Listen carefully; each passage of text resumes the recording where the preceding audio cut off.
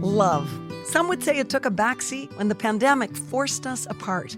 As a family-run and proudly Canadian-owned company, Charm Diamond Centers saw the need to bring us together with tales of love and created the Canadian Love Map podcast. Since then, we've shared hundreds of real, uplifting stories that prove love conquers all. So thank you for listening. We couldn't do it without you. And remember, love starts here. Don't you just love a good love story? Love is like that. It's the light that is part of your life. It's unconditional. There's something there for all of us. There's hope that we can get through this and find some joy in our lives. He's always been the one. Self-love is a love story too. Those little sparks of joy are really important. Imagine someone making your biggest dream come true. It's important for people to understand that you're not alone. We love to be part of a Canadian love story. The love story never ends. Well, love is the most important thing. And I knew how important it was to them and how bad they wanted it. And I remember wanting it that bad too. And all they needed was a uterus. And I got one. We're sharing the exact same experience and same story. I'm not giving away a baby. I'm giving someone a family. Hi, I'm Nancy Regan. This week's love story belongs to Adelle and Shanyn. These two 40-year-old women went to junior high and high school together, but were never close friends until they both signed up to do a big favor for a mutual school friend. That favor? Having a baby. This is the Canadian Love Map.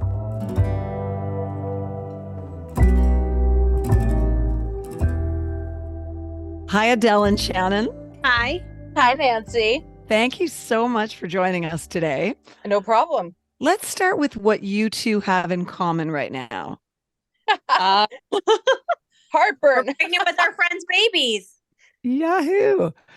Shall we go back to the beginning? When did you first meet? We knew each other during junior high and high school, but we never actually were in a class or shook hands and hung out. We were in different social groups, I would say, but we knew each other. Mm-hmm. We knew who each other's friends were, who our groups were.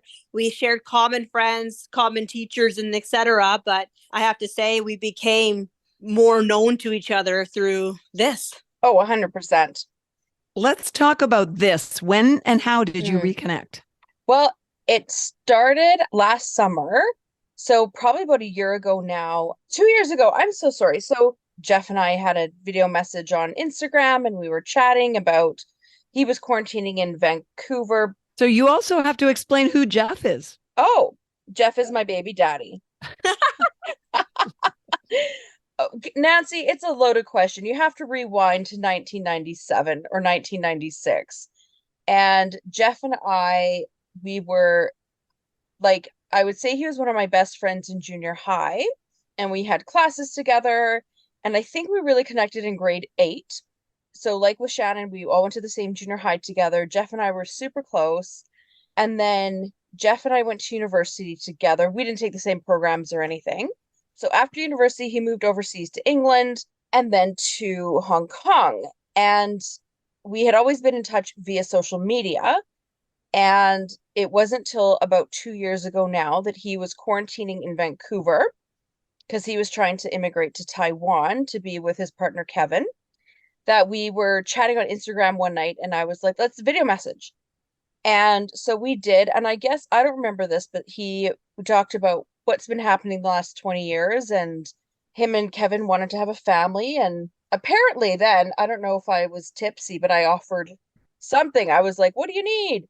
And then we met in the summer in July downtown. And he was telling me about their plans to have a family. And they're with the Create Fertility Clinic and they're with Anu Surrogacy.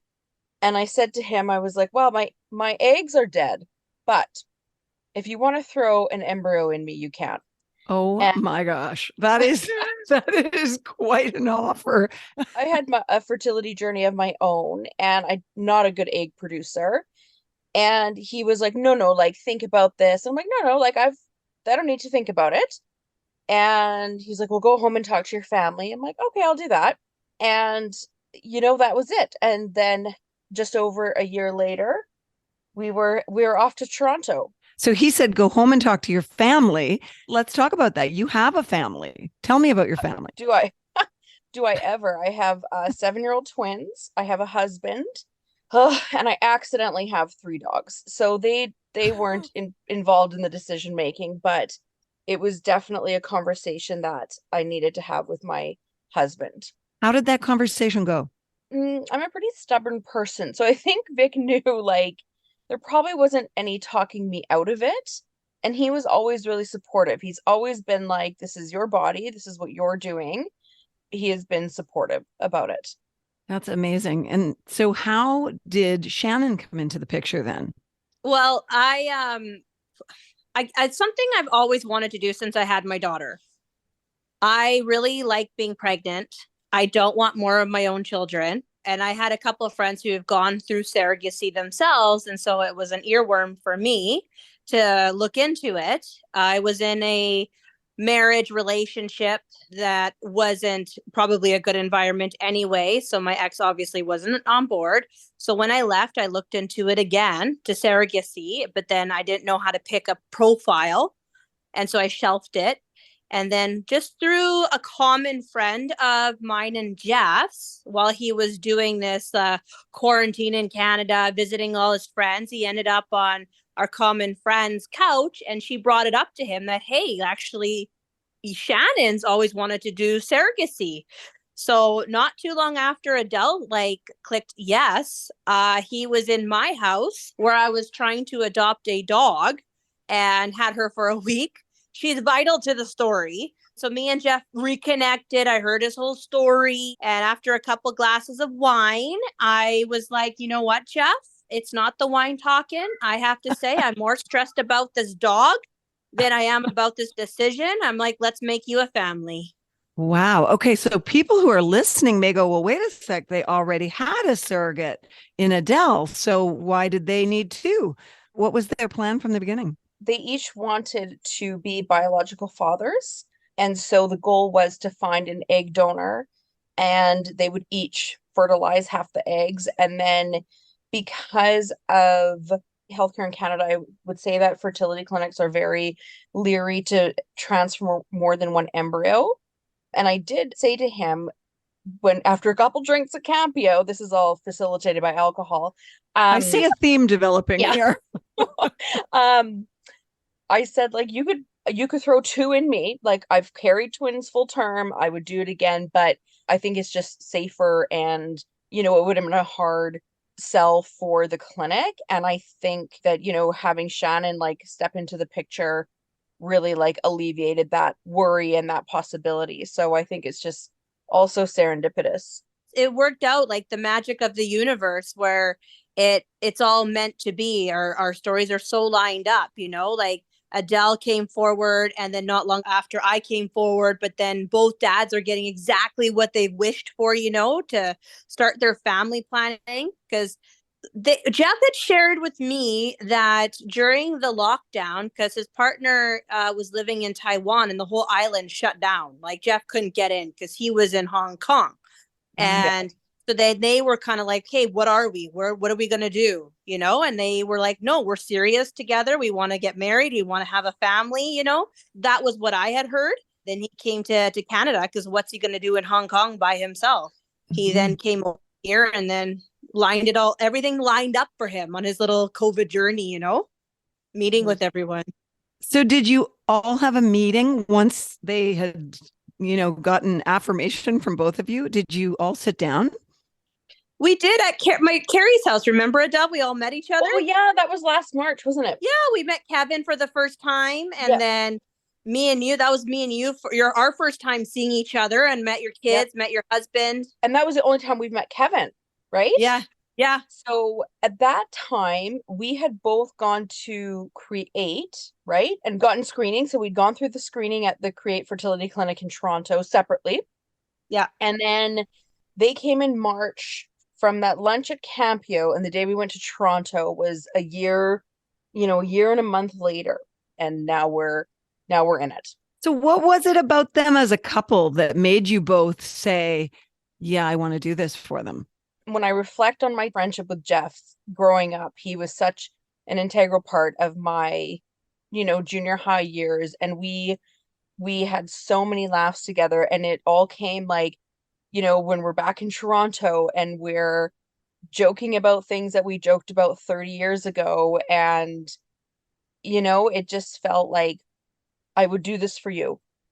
And like Shannon said, there's so many couples in this world who are looking for a surrogate. And that's, for me, that's the hardest part of this journey, is like knowing that there's so many other people who need help.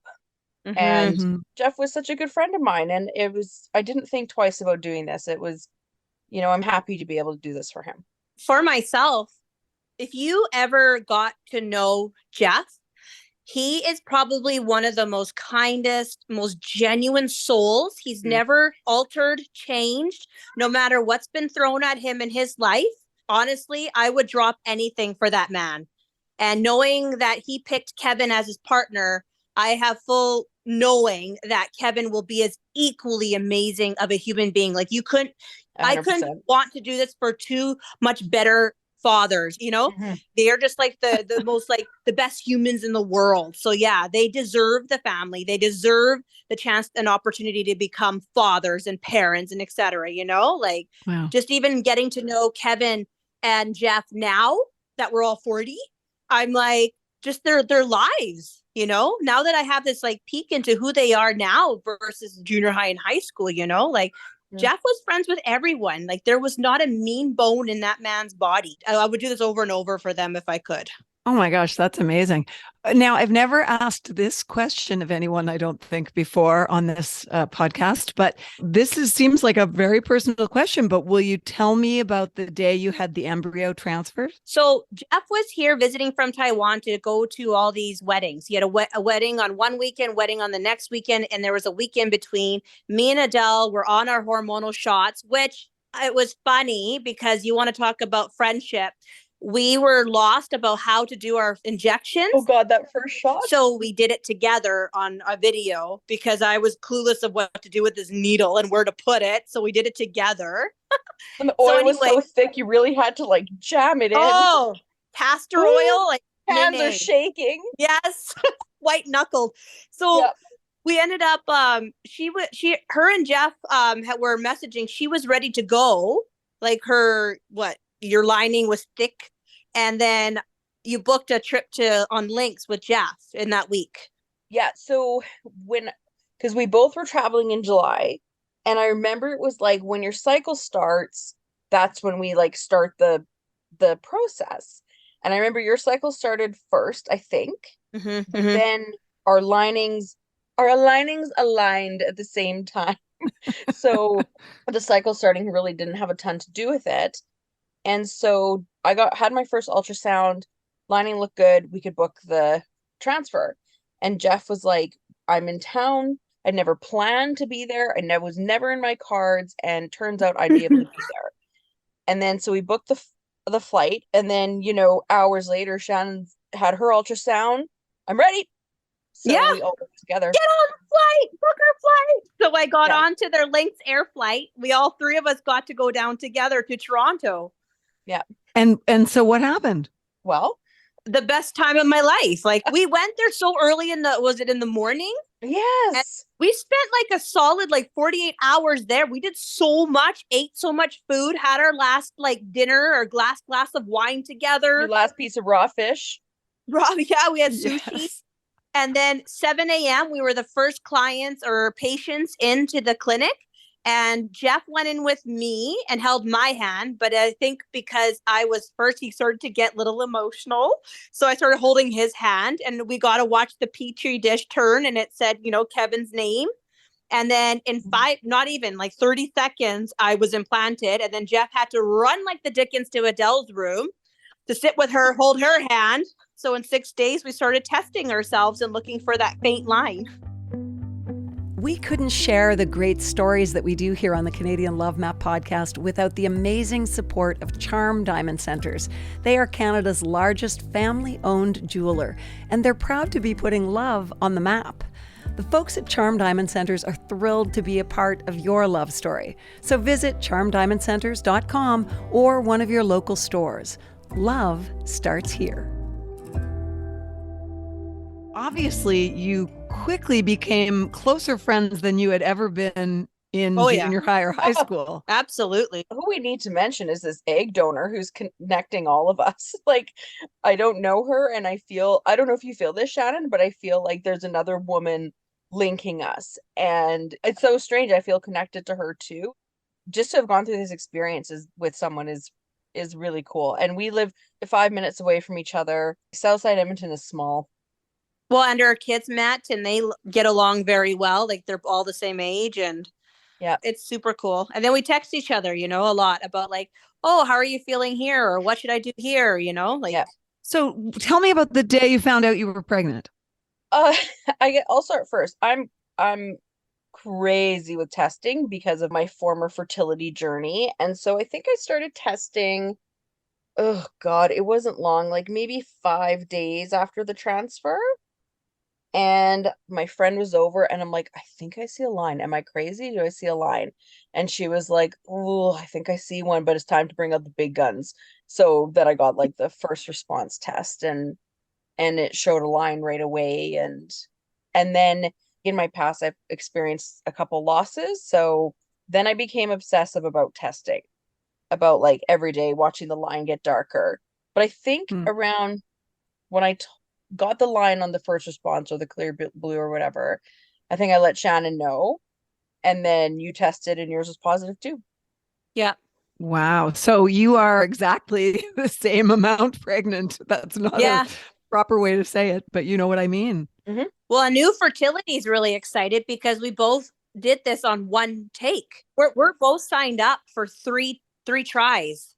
And so that's obviously unusual for it to just click on the first one. They're very surprised. So I'm going to assume, yeah. And for two of us for the same thing. That is amazing. Tell me about your diabetes test. There's a story there, right? Oh, we had to do the gestational diabetes test. And I knew that we were both having to do it pretty well in the same window. So once I got my doctor's appointment, I messaged her and I'm like, hey, do you want to do the diabetic tea party together? I'll bring a board game. And she's like, yeah, let's go. So she told me where she was booked. And so, I met her there and we sat there and drank the Kool-Aid and hung out for the hour. I'm just bitter because I failed the first one. So I had to go do the second one all by myself. Oh, poop. And stay there longer. Bah. Let go of that, Adele. Just let go of it. Let's talk about Jeffrey and Kevin's reaction and how you told them when you were pregnant. I feel like it was through WhatsApp. Like, I texted Jeff to call me and I told him, and I feel, and maybe Shannon, you have a different experience, they were very cautious. Right. Yeah. Jeff is very cautious. Yes. Yes. And so when the article came out, when we were 32 weeks, that was their first announcement. That was when you were on the CBC, right? Yeah. So they had spoken, they told their family, obviously, and friends, like people knew, but there was no like social media announcement or anything like that. So I feel like they were very cautious, and Jeff is still pretty cautious, but we also haven't seen them, right? Like, I haven't seen or felt like a ton of excitement, and I could never catch the baby moving. Remember, Shannon, you sent that picture of baby Ty kicking, and I'm like, I'll see my stomach moving, I'll get the camera, and then she'll be like, screw you, bye, and and hide away. And so I finally got a picture when I had to go for a non-stress test, and she got hiccups. So I could see her like bobbing in my stomach. And I sent him the video and I didn't hear back. And I was like, oh, I hope you like that. And so I checked back the next day and he's like, oh my God, I sent it to everyone and forgot to respond. So like, I get those little glimpses of excitement. They're going to come to Canada for the births, right? They're here next week. Wow. Oh, and wait a second. Something just hit me. You said she and he. So we know the genders.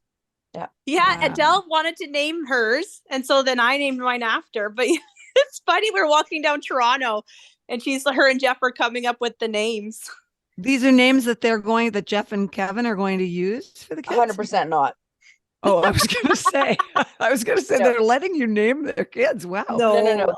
I've been calling her Candy Ann again since Toronto. So, and that it is stuck. Like he'll text me, be like, "How's Candy Ann?" And like Oh my that is gosh. her name. So I will forever call her Candy Ann. It's our little thing. And what about you, Shannon?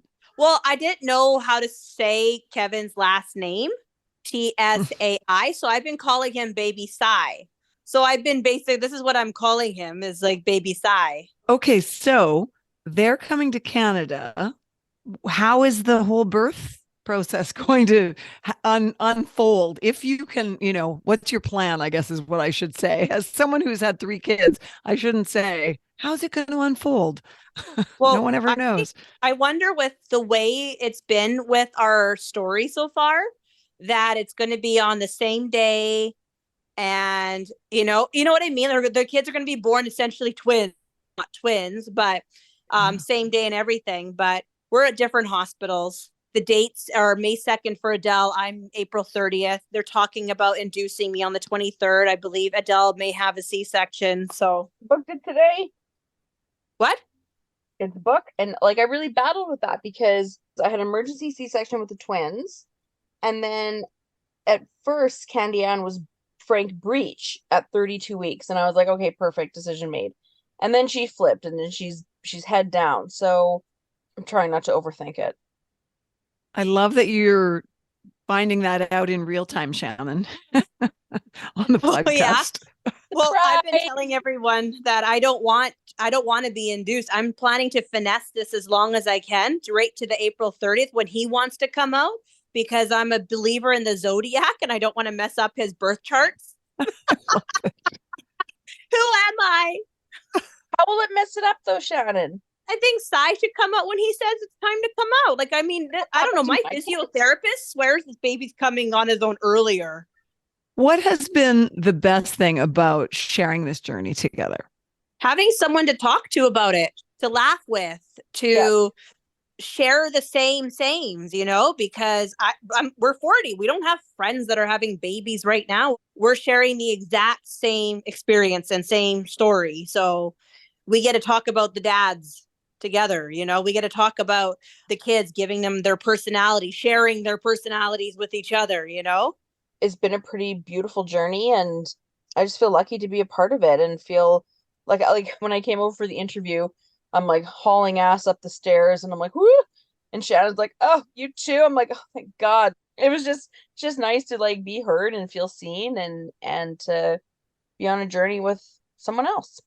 So tell me, there are so many people, I think, who would almost shake their heads to go, how do you do something so huge for someone else? What is your answer to why surrogacy is right for you? Because it is, obviously, you talk about the effort and I've been pregnant 3 times. I know it's a journey. Adele, what's yours? I guess I feel like there's so many people who are still pretty close-minded or don't understand why I would do this. And especially since like I had a pretty difficult postpartum journey with the twins. For them, I just say it's not for everyone. For any naysayers or people like, oh my God, I could never do that, or I would never want to do that. I've heard lots of comments about they wouldn't want to do that to their body or whatever. And I just answer, you know what? It's not for everyone, and that's okay. But why is it right for you? Because I feel like if I can help, then I will. And this is an area that I needed help with in terms of, doctors and medication and stuff like that. And I believe that people who want this and who've gone this far, and when Jeff and I had that lunch at Campio, they had already started the journey. They had already found the agency and the clinic, and I knew like how important it was to them and how bad they wanted it. And I remember wanting it that bad too. And all they needed was a uterus. And I got one. Oh my God, that's so sweet. What a sweet thing to say. I love that. That little brick. I love it. Right? What about you, Shannon? I've heard the sentence, I could never give away a baby. And I'm like, okay, but I'm not giving away a baby. I'm giving someone a family. And as soon as they hear that, they're like, oh, okay. Yeah, I hear you now. I hear ya. And I think my feelings about surrogacy got more and more powerful as I was pregnant, but started to see how many other people in a new community that were struggling to find someone to help them, from single men to same-sex couples to heterosexual couples, like how big and vast it really is. And like Adelle said prior, you want to help more and more people, and how proud people were of what I was doing once they understood. This means a lot to me because now I'm giving someone a family because I can. I think we will forever be connected. We'll be able to talk about this journey moving forward. And, Shanyn we've talked about maybe you'll be a surrogate again. And I think my road will end here, but I always hope that I can be a support for Shanyn if she decides to do it again. And just having someone who's been through it, I think it's a pretty incredible experience, an incredible bond. And I can't stop thinking about the egg donor and how she connects us in this way. Like, we're carrying babies that are related to each other, and another woman who decided to step up and in a journey of creating families is also part of it. And I think it's such a special journey. I think surrogacy is a truly beautiful gift. And I just want to say thank you to both of you for this beautiful thing you're doing.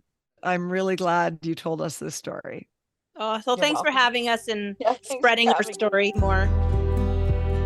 Thanks for listening to the Canadian Love Map. If you love us, please subscribe and share.